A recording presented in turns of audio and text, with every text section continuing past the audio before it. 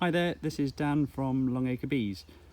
I thought I'd do a quick video today of extracting wax from some old frames.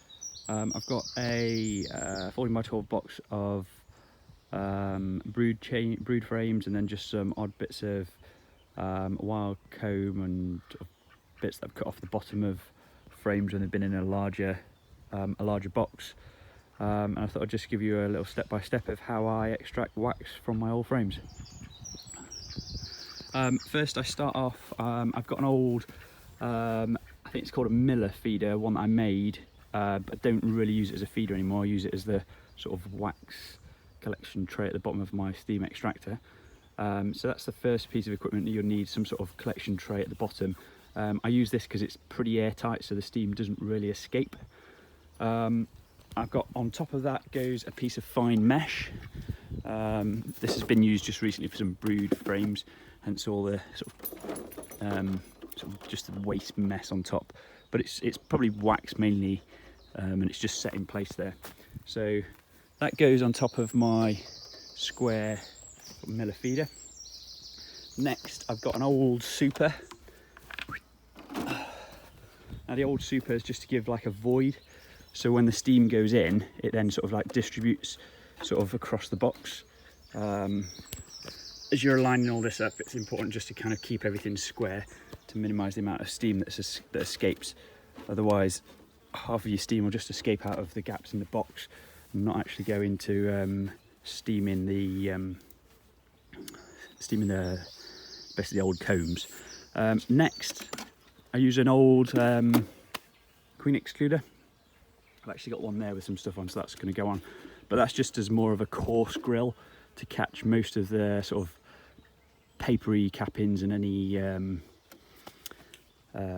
any pollen that kind of like is lumpy that you don't really want dropping through and clogging that fine one. So I'll just pop this one on with these extra bits of cappings. Not cappings, sorry. Extra bits of comb. Go on, get away, bees. You have to usually do this in an evening, just and it avoids having lots of bees coming around.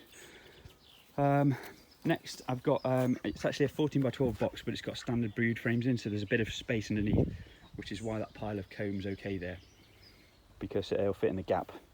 So these are old combs off a colony that died out over winter. I've got a full box full of these, but I've done several this year.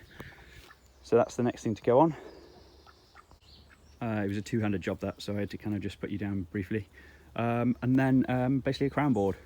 So this is a crown board with a hole in it, so I've got just a bit of wood just to block the hole.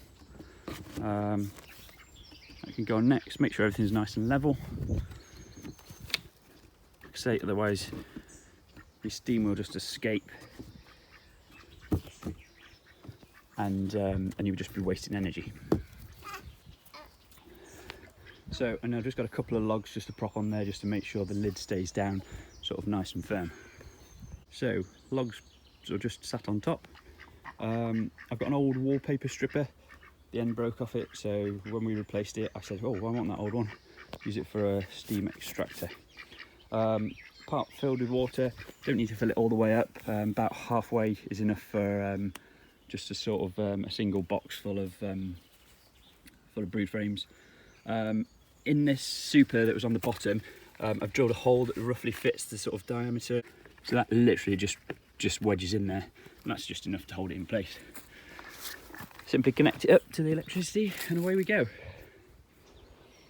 I'll give you a little view in a little while once it's underway.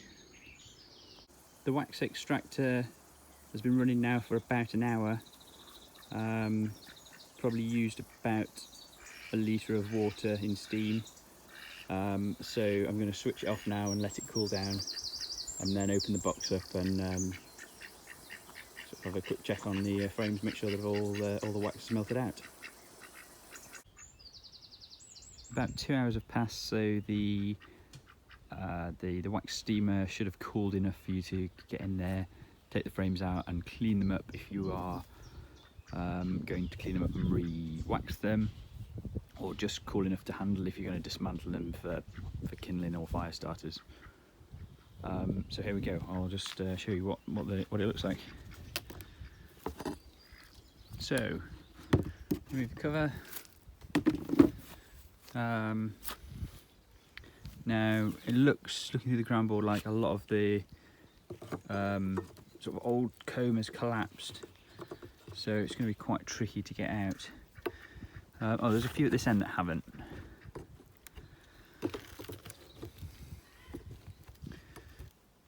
So when you get one of these out, you'll see that all the black kind of like papery cells are left, but they kind of look well, they look darker and they don't have a shiny gloss nature to them because all the wax has melted out, dripped through the bottom, and will have collected in the tray at the bottom. So basically I just discard these and reuse them as sort of firelighters. The wax really sort of like helps get a fire started. So I just dismantle the frames, take the bar off that holds the foundation wires in at the top, pop the two bottom bars off, separate the sides and the top bar, and then just stack them all to one side for use in the winter months when I need to light the fire. So I lifted that box off, including the queen excluder that trapped most of the debris, and you can see not much has actually come through onto this fine mesh. A little bit maybe, but not really. Just prise that apart with the hive tool, pop that to one side, and then under here you can see the extracted wax. Now that's the first stage of extraction, which is sort of removing it from the actual frames. Then this will go through several further processes of cleaning, where I heat it and filter it through a fine cloth, and then heat it once more in a tall container, and essentially let any sediment and any discoloration and any propolis that's got through settle out on the bottom. And then what you can do is you can scrape that off the bottom, and then you've got your sort of fine, clean wax product for use in various things: candle making, polish, a whole manner of things. So I'll do a couple of videos later on in the year when I'm doing that stage. Cheerio.